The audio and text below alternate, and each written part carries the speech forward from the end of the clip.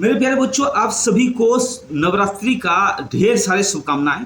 और इसी के साथ हम लोग स्टार्ट करते हैं बिहार CSBC का जो वैकेंसीज निकल कर आई है उसके बारे में हम लोग क्या करेंगे, आज बात करेंगे। नोटिफिकेशन आपके सामने है। नोटिफिकेशन के बिहार पर 4128 वैकेंसीज इसके अंदर ओपन हुआ है और 4128 वैकेंसीज के साथ इसके अंदर 3 पदों का जो वैकेंसीज है ये निकल कर आ गई है। इसका स्टार्टिंग डेट का बात करें, इसके अंदर नोटिफिकेशन में लिखा हुआ है कि इसका स्टार्टिंग डेट 6/10 यानी 6 अक्टूबर से चालू है और 5 नवंबर तक ये अप्लाई आप कर सकते हैं।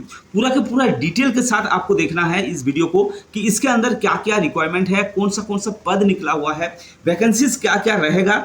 उसके अलावा इसका जो डिटेल है, डिटेल के साथ हम लोग क्या करेंगे, बात करेंगे। ये पूरा का पूरा नोटिफिकेशन है। नोटिफिकेशन के बिहाफ पर आज हम लोग बात करेंगे। देखो, इसके अंदर 2 पोस्ट बेसिकली निकला हुआ है। एक तो कांस्टेबल का पोस्ट निकला हुआ है और एक जेल वार्डर का यानी कक्षपाल का निकला हुआ है और क्या है, सिपाहियों का निकला हुआ है। इसके अंदर हम लोग पूरा के पूरा डिटेल के साथ बात करेंगे कि इस कौन सा विभाग में ये निकला हुआ है, टोटल पोस्ट कितना है, उम्र इसके अंदर क्या क्या चाहिए, फिजिकल एफिशिएंसी टेस्ट और फिजिकल स्टैंडर्ड टेस्ट क्या होगा, उम्र कितना चाहिए, फीस कितना चाहिए, अप्लाई डेट कब से कब तक है, चयन प्रक्रिया कैसा रहेगा, पूरा का पूरा डिटेल के साथ बात करेंगे। वीडियो को लास्ट तक जरूर देखिएगा। अगर आपके लिए ये वीडियो नहीं है यानी आप इसके लिए एलिजिबल नहीं है तो आप अपने दोस्तों को, अपने रिश्तेदारों को, जो भी एलिजिबल हैं उसको आप इस वीडियो को शेयर कर दीजिएगा ताकि उनको भी ये नोटिफिकेशन मिले और ये आगे बढ़ सके, ठीक है ना। तो सबसे पहले हम लोग बात करेंगे इस इस नोटिफिकेशन के बिहाफ पर कि इसका जो शॉर्ट डिटेल बन सकता है वो बनाया गया है। देखो, सबसे पहले बात करेंगे कि ये जो फॉर्म है, ये फॉर्म क्या होगा, ऑनलाइन अप्लाई किया जाएगा। अप्लाई के बाद क्या होगा, ये जॉब लोकेशन जो होगा वो क्या हो जाएगा, बिहार स्टेट के अंदर जॉब लोकेशन होगा। सैलरी जो रहेगा वो रहेगा आपका 21,700 से लेकर 59,100 रुपये तक इसके अंदर क्या है, सैलरी का स्ट्रक्चर है। और ये जो है ना, ये परमानेंट जॉब है, ठीक है ना। नोटिफिकेशन जो आउट हुआ है ना, ये नोटिफिकेशन आउट हुआ है 26 तारीख को ये नोटिफिकेशन आउट हुआ है और इसका स्टार्टिंग डेट जो दिखाई दे रहा है यानी स्टार्टिंग डेट जो है वो 6 अक्टूबर से इसका स्टार्टिंग डेट है। डेट को ध्यान रखना, इसी डेट के अंदर यानी जितना पहले आप करेंगे उतना अच्छा आपके लिए है। लास्ट डेट जो है ना वो 5 क्या है, नवंबर तक है, ठीक है ना। ये आपका क्या है, डेट रह गया। डेट के बाद क्या करेंगे, हम लोग बात करेंगे एप्लीकेशन फी क्या रखा गया है। देखो, सारे कैंडिडेट के लिए एप्लीकेशन फी जो रखा गया है वो 100 रुपये रखा गया है, ठीक है ना। अच्छा, ये अदर स्टेट के कैंडिडेट भी अप्लाई कर सकते हैं लेकिन उनको जो कंसीडर किया जाएगा ना, as a general caste consider किया जाएगा, ठीक है ना। इनको कुछ छूट नहीं मिलेगा। अब एज लिमिट का बात करें तो इसके अंदर जितना भी कांस्टेबल है, कांस्टेबल 2 टाइप का कांस्टेबल निकला हुआ है, इसके अंदर चालक का भी निकला हुआ है, ठीक है ना। चालक के लिए क्या चाहिए, ड्राइविंग लाइसेंस चाहिए, तो ये भी बात करेंगे। तो कांस्टेबल जो भी है वो क्या है, 18 से लेकर 25 साल उसका एज लिमिट रखा गया है।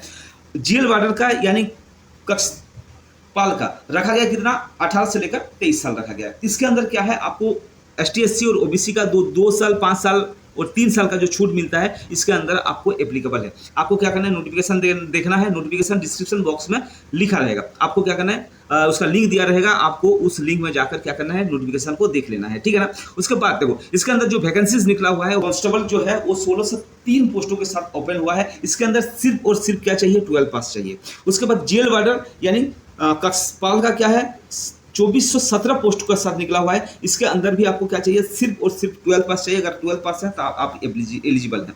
उसके बाद क्या है, मोबाइल स्क्वाड कांस्टेबल यानी ये जो चालक कांस्टेबल यानी जो मोटरसाइकिल में ही चलाते हैं, मोटरसाइकिल वाला जो पुलिस है उनके लिए 12 पास चाहिए। साथ साथ क्या है, LMV यानी लाइट मोटर व्हीकल और HMV यानी हेवी मोटर व्हीकल का रिक्वायरमेंट है। इसके बाद अगर हम लोग बात करें कि इसका जो चयन प्रक्रिया यानी सिलेक्शन प्रोसेस जो होगा वो कैसा होगा, देखो सबसे पहले क्या हो जाएगा, सबसे पहले आपका रिटन टेस्ट होगा। रिटन टेस्ट के बाद क्या होगा, आपका PET और PMT होगा यानी फिजिकल एफिशिएंसी टेस्ट और फिजिकल मेजरमेंट टेस्ट होगा, ठीक है ना। उसके बाद डॉक्यूमेंट वेरिफिकेशन के बाद आपका क्या होगा, मेडिकल के बाद आपका ज्वाइनिंग होगा। बात करें कि इसका पैटर्न कैसा रहेगा, जो रिटन एग्जाम होगा उसका पैटर्न कैसे रहेगा। सबसे पहले कि इसके अंदर कोई नेगेटिव मार्किंग नहीं होगा, वो हमारे सीट के जरिए क्या हो जाएगा, सारे के सारे ऑब्जेक्टिव टाइप क्वेश्चंस होंगे। 100 क्वेश्चंस इसके पूछा जाएगा। 100 क्वेश्चंस में से आपका मेरिट जो होगा उसके हिसाब से आपको क्या हो जाएगा, बुलाया जाएगा मेडिकल फिजिकल एफिशिएंसी टेस्ट और फिजिकल स्टैंडर्ड टेस्ट के लिए, ठीक है ना। क्वेश्चंस जो पूछा जाएगा वो क्या हो जाएगा, English, Hindi, maths, social science science general knowledge से क्या हो जाएगा, क्वेश्चंस पूछा जाएगा। कितना क्वेश्चंस पूछा जाएगा आपका, 100 क्वेश्चंस पूछा जाएगा, 100 नंबर का होगा। अब बात अगर हम लोग करें कि इसका जो फिजिकल एलिजिबिलिटी है, यानी आपका कितना लंबाई होना चाहिए, क्योंकि ये कांस्टेबल का वैकेंसीज है, तो इसके अंदर क्या मांगा जाएगा कि इसका फिजिकल जो स्टैंडर्ड है वो मांगा जाएगा। तो इसके अंदर हाइट क्या रखा गया है, हाइट जनरल और बीसी ओबीसी के लिए कितना रखा गया है आपका 165 सेंटीमीटर रखा गया है, और ईबीसी एसटी एससी के लिए कितना सेंटीमीटर रखा गया है, 160 सेंटीमीटर मेल कैंडिडेट के लिए रखा गया है। वैसे ही फीमेल कैंडिडेट के लिए क्या रखा गया है, 155 सेंटीमीटर सारे फीमेल कैंडिडेट के लिए, चाहे वो एसटी एससी है, चाहे जनरल है, चाहे कोई भी हो, इसको 155 सेंटीमीटर अगर हो जाए तो आप क्या कर सकते हैं, इस फॉर्म को अप्लाई कर सकते हैं। ऐसे ही अगर चेस्ट का बात किया जाए, जनरल बीसी और ईबीसी के लिए बिना फुले हुए 81 यानी 81 सेंटीमीटर और फुला हुआ कितना 86 सेंटीमीटर होना चाहिए, और एसटी एससी के लिए 79 और 84 कैटेगरी रखा गया है, ठीक है ना। और फीमेल कैंडिडेट के लिए एप्लीकेबल ये नहीं है। ये जो हो गया, उसके बाद वेट का बात करें, वेट मेल कैंडिडेट के लिए नहीं है, लेकिन फीमेल कैंडिडेट के लिए कितना है, 48 केजी रखा हुआ है, यानी मिनिमम जो है 48 केजी होना चाहिए। इसके अंदर रेस जो है, रनिंग जो है, रनिंग क्या है 1.6 किलोमीटर, यानी 1 मील का क्या होना चाहिए कैंडिडेट के लिए, 3 फीट करना पड़ेगा।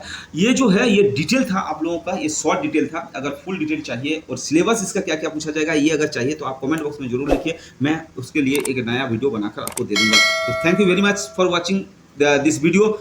इसके अलावा कोई भी दिक्कत हो, कोई भी परेशानी हो, कोई भी डाउट हो, आपको क्या करना है, कमेंट बॉक्स में लिखकर जरूर भेजना है। तब तक के लिए आप इसके लिए तैयारी करते रहिए। जय हिंद, जय भारत, धन्यवाद।